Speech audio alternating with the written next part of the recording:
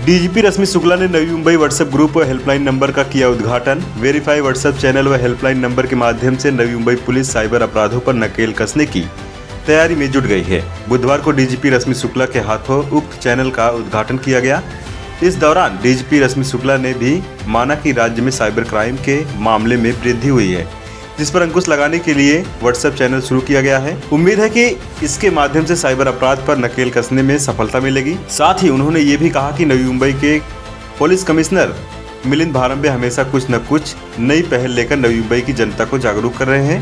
इसका काफी फायदा भी हो रहा है।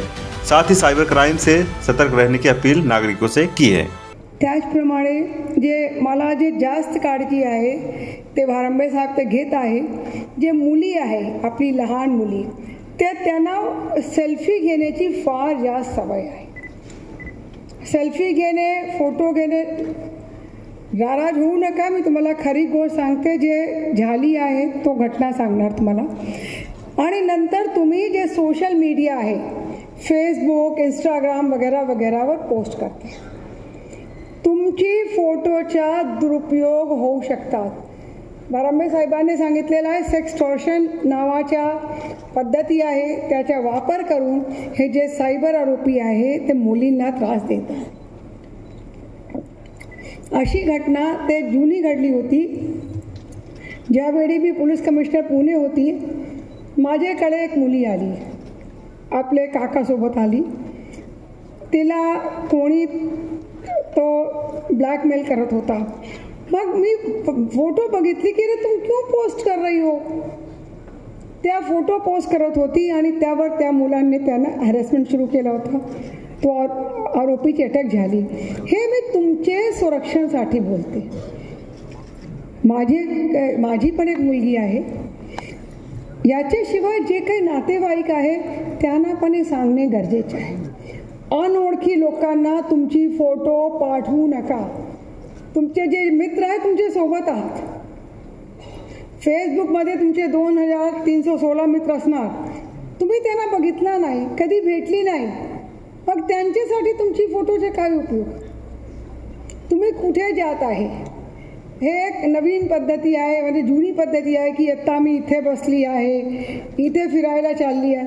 मग तुम्ही जे आरोपी आहेत त्यांना संधी देतात की माझ्या घरी कोणी नाही, तुम्ही या, चोरी पण करा।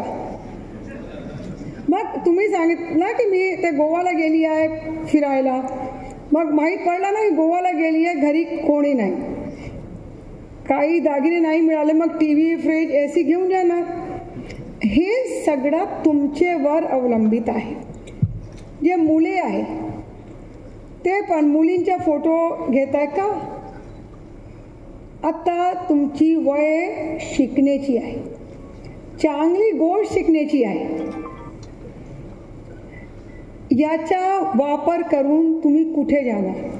आता परवा दिवशी पोलिसांची भरती चालू आहे, त्यामध्ये 6 कॅन्डिडेटने ब्लूटूथचा वापर करून ते परीक्षा लिहित होते, अटक झाले। आता ते त्यांच्या आयुष्यात कोणी परीक्षा देऊ शकणार नाही। आपण म्हणतात ना की तुम डाल डाल मैं पात पात। हिंदी का है कि ये मुहावरा है कि अगर चोर पेड़ की डंडियों पे है तो पुलिस वाला हर पत्तियों में रहता है। आप प्लीज हे तुम्ही लक्षात ठेवा की तुम्ही काहीतरी चुकीची पद्धती वापर केली, अंत काय होता? तुमच्या समोर एक आता मोठा एक्झाम्पल आहे पूजा खेडकरचा, आहे ना। हेच विचार करू नका की आज त्याला शिक्षा नाही मिळाली, उद्या मिळणार। जे कोणी गलत काम करतात किंवा चुकीच्या करतात त्यांना नक्की शिक्षा भेटते। आता तुम्हाला माहित आहे की जे चोरी, डकैती यामध्ये 13 कोटीचा नुकसान झाला। सायबर फ्रॉडमध्ये 168 कोटी झाला। कारण जेव्हा तुम्हाला कोणी ब्लॅकमेल करतात, तुम्ही त्यांना पैसे देण्याची सुरुवात करता। तुम्ही तुमचे आई वडील, भाऊ बहिणी कोणावर विश्वास ठेवत नाही। माझी अशी अपेक्षा आहे आणि विनंती पण आहे की जरी काही चूक झाली असेल तात्काळ जाऊन तुमचे आई वडील भाऊ बहीण किंवा कोणी काउन्सिलर असेल त्यांना सांगा. नसेल तरी आता ते व्हॉट्सॲप सुरू झालं आहे. नवी मुंबई पोलीस आपले सोबत आहे, त्यांना सांगा. ते तुम्हाला पण वाचवणार, आणखी जे भविष्यात होणारे किंवा विक्टीम होणार आहे त्यांना पण ते वाचविणार. साइबर जे गुन्हे वाढत आहे ये अवेयरनेस न होने के कारण बढ़ते हैं. हम अलर्ट नहीं हैं और हम इसकी कंप्लेंट कम करते हैं.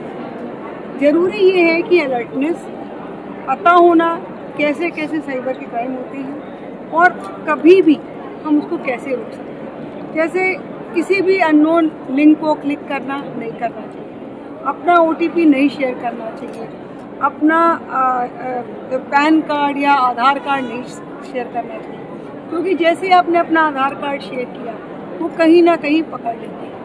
और दूसरे जैसे कभी छोटा मोटा फ्रॉड, अगर वो 500 रुपये का भी है तो आपको छोटा दिखता है, बट कई सारे लोगों के साथ करने के बाद उसका जो मैग्नीट्यूड है वो बहुत बड़ा है. इसके लिए ज़रूरी है कि आपको पता हो कि कैसे आप साइबर फ्रॉड के विक्टिम हो सकते. नहीं, आज तो ये नवी मुंबई में पायलट प्रोजेक्ट हो रहा है. इसकी सक्सेस देखते हुए हम बाकी जगहों पर भी इसको रोल आउट करें. पहले तो इसका हम सक्सेस तो देखिए क्या हो रहा है, कितना लोग विलिंग हैं, कितने लोग इंटरेस्टेड हैं, कितने सीखना चाहते हैं, कितने इसको सीख के दूसरे को सिखाना चाहते हैं और कितने लोग आगे बढ़ के पुलिस के साथ खड़े होकर. आप अगर साइबर फ्रॉड के विक्टिम नहीं बन रहे लेकिन अवेयर तो हो जाएंगे. अगर कोई आपका परिचित साइबर फ्रॉड का विक्टिम बना, आप उसको बता सकेंगे. तो ये मत सोचिए कि मुझे क्या होगा, ये सबको होगा. कभी आपका कोई नीबर हो सकता है, कोई रिलेटिव हो सकता है. तो हर आदमी को अगर हुआ है तो क्या करना है, किस नंबर पे कांटेक्ट करना है, कैसे कंप्लेंट देनी है, आप बता सकेंगे. नवी मुंबई पुलिस कमिश्नर मिलिंद भारंबे ने जानकारी देते हुए कहा कि शेयर मार्केट में 40 से 50% आज की तारीख में फ्रॉड हो रहा है. क्रिमिनल नक्सलग्रस्त क्षेत्रों में बैठकर फ्रॉड कर रहे हैं. साइबर क्राइम होने के बाद डिटेक्शन करना बड़ा चॅलेंजिंग है. प्रत्येक घरामध्ये एखादा सायबर क्राईमचा विक्टिम दिसतो किंवा शेजारी तरी दिसतो किंवा प्रत्येक व्यक्तीला ज्ञात असा एक सायबर क्राईमचा विक्टिम आपल्या या समाजामध्ये आजच्या तारखेला आहे. त्यासोबतच नार्कोटिक्सचं प्रॉलिफरेशन इतकं जास्त झालेलं आहे आणि ह्या सर्व गोष्टींसाठी पोलीस काय प्रयत्न करत आहेत आणि आपण कसं सजग राहावं यासाठी आजचा हा अवेअरनेसचा कार्यक्रम आपण घेत आहोत.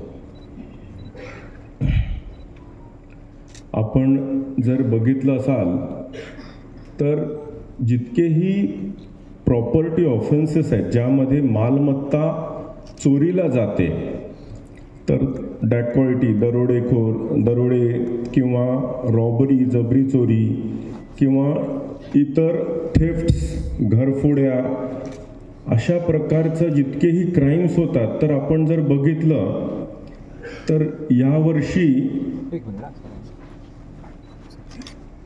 यावर्षी जुलैपर्यंत 537 क्राईम्स रजिस्टर्ड आहेत नवी मुंबईमध्ये आणि साधारणतः 3,60,00,000 इतका ऐवज गेलेला आहे.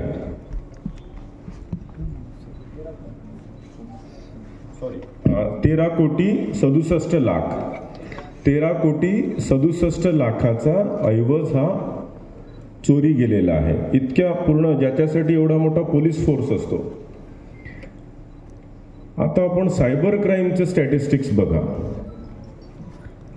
या वर्षी साधारणतः 361 आणि 249 इतकाच क्राईम रजिस्टर्ड आहे आणि 45 आणि 80 पकडलं हा त्याच्यामधला रिकवर्ड आहे. परंतु गेलेला अमाऊंट जर बघितला आपण तर 168 crores आहे. म्हणजे घरफोड्या चोरी हे जितकेही प्रॉपर्टी ऑफेन्सेस आहेत ते सर्व मिळून 13 कोटी आणि एकट्या सायबर आणि फायनान्शियल क्राईम्समध्ये 168 कोटी म्हणजे 13 पट 7 महिन्यामध्ये आपण जर बघितलं सरासरी तर रोजचा 1 कोटी अमाऊंट हा सायबर क्राईम, सायबर फ्रॉडमध्ये, फायनान्शियल फ्रॉडमध्ये रोज जातोय. रोज इतकं मोठं याचं प्रमाण आहे. आणि हे सर्व कसं टॅकल करावं ह्यासाठी आपलं सहकार्य पण अपेक्षित आहे आणि आपला यामध्ये ह्या पूर्ण मोहिमेमध्ये सहभाग सुद्धा अपेक्षित आहे. ह्या व्यतिरिक्त आय वुड से हे जे 168 कोटी आहे, ह्या व्यतिरिक्त सेक्स्टॉर्शनचे क्राईम्स असतात जे कधी रिपोर्टच होत नाहीत. हे कुठल्या प्रकारचे काय क्राईम्स असतात याच्यामध्ये आपल्याला दिसतील. शेअर मार्केट फ्रॉड जवळजवळ 40 ते 50% आजच्या तारखेला 40 ते 50% हे शेअर मार्केटचे फ्रॉड्स आहेत. टेलिग्राम फ्रॉड, जॉब फ्रॉड, असे अनेक प्रकारचे फ्रॉड्स आहेत. या व्यतिरिक्त सेक्स्टॉर्शनचे क्राईम्स आहेत जे रिपोर्टच होत नाही आणि त्याच्यात किती अमाऊंट जातो याची पण काही कल्पना नाही. एवढ्या सर्व प्रकारचे क्राईम्स होत असताना आपण यामध्ये कशा पद्धतीने समाधान काढावं, याचं कसं सोल्युशन काढावं, कसा ॲड्रेस करावा, यासाठी आजचा हा सेमिनार कम अवेअरनेस प्रोग्राम. सायबर क्राईम जर म्हटलं आपण तर आपल्याला कल्पना असेल की इट इज सायबर क्राईम झाल्यानंतर त्याचं detection is a very big challenge. आपल्या महाराष्ट्र पोलीस सारख्या नैपुण्य असलेले पोलीस अधिकारी, इन्व्हेस्टिगेशन ऑफिसर्स, डिटेक्शन ऑफिसर्स असतानाही इतकं चॅलेंजिंग होत आहे, कारण हे काही सिस्टमिक जे फ्लॉज आहेत त्याला एक्सप्लॉइट करतात. शेकड्याने सिम कार्ड्स घेतात, ॲनॉनिमसली शेकड्याने सिम कार्ड्स घेतात, शेकड्याने करंट अकाउंट्स उघडतात, बँकांचे लूपहोल्स त्याचं एक्सप्लॉइटेशन करतात. आपल्याकडचे जर एक्स अमाऊंट समजा 1 लाख किंवा 5 लाख रुपये जर चोरलेत तर ते खटखट 25-30 अकाउंट्समध्ये लागलीच डिस्ट्रीब्यूट होऊन जातात, लागलीच ते विड्रॉ होऊन जातात, कॅश विड्रॉल्स. इतक्या गोष्टीचं चॅलेंज आहे. कुठेतरी गावात बसून, कुठेतरी नक्षलग्रस्त भागात बसून अशा प्रकारे हे क्राईम केले जातात, ज्याच्यामुळे टेक्नॉलॉजीच्या सहाय्याने शेवटच्या माणसापर्यंत पोहोचणं आणि त्याला बुक करणं हे खूप चॅलेंजिंग होऊन जातं.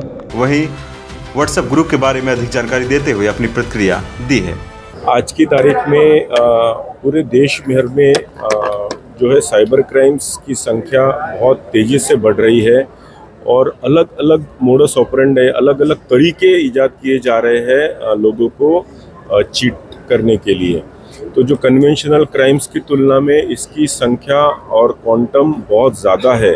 ये सब चीज़ें ध्यान में रखते हुए नवी मुंबई पुलिस ने एक वेरीफाइड व्हाट्सएप चैनल आज लॉन्च किया है. हमारी डीजीपी श्रीमती रश्मि शुक्ला मैडम इनके हाथों ये लॉन्च हुआ है व्हाट्सएप वेरीफाइड चैनल. और हमारे एक हेल्पलाइन भी हमने लॉन्च किए. तो ये व्हाट्सएप वेरीफाइड चैनल और जो बाकी भी सोशल मीडिया के हमारे अकाउंट्स हैं, इंस्टा, FB, X के, उसके ऊपर हम रोज़ cyber crime, financial crime, women related crimes, narcotic crimes, citizen services बाकी जितनी भी है उसके बारे में रोज़ हम वीडियोस, एनिमेशंस और कंटेंट हम डालेंगे जो हमारे पूरे नवी मुंबई के सिटीजन्स तक हम पहुंचाने की मंशा रखते हैं, ताकि वो सारी ये चीज़ें समझे और कोई भी साइबर क्राइम का विक्टिम होने से बचे. और अगर उनको कोई भी डाउट आता है कि ये, और उनको कुछ संदेह होता है कि सर हमको ऐसे ऐसे अटेम्प्ट हुआ या ऐसे ऐसे, तो इज़ इट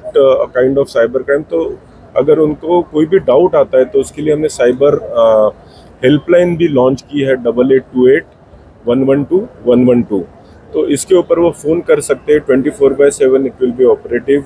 और इसके ऊपर we would be happy to explain जो साइबर क्राइम्स होते हैं उसको कैसे प्रिवेंट कर. नवी मुंबई में अभी इस साल जुलाई महीने तक 168 करोड़ का साइबर और फाइनेंशियल क्राइम्स में रजिस्टर्ड है. हमारा काम है कि हम हमारा पूरा नवी मुंबई जो है ये महिलाओं के लिए कंप्लीट सुरक्षित रखें और इसके लिए हमने जो निर्भया पथक जो गाड़ियाँ और बाइक्स और ये सबके इनिशिएटिव्स, हेल्प डेस्क, पेट्रोलिंग्स और ये सब शुरू किए हैं। इसका इम्पैक्ट जो है ये शायद हम क्वांटिफाई नहीं कर सकते, बट क्वालिटेटिवली मेरे ख्याल से एक सुरक्षित एनवायरनमेंट जनरेट करने के लिए निश्चित ही हेल्प हुआ।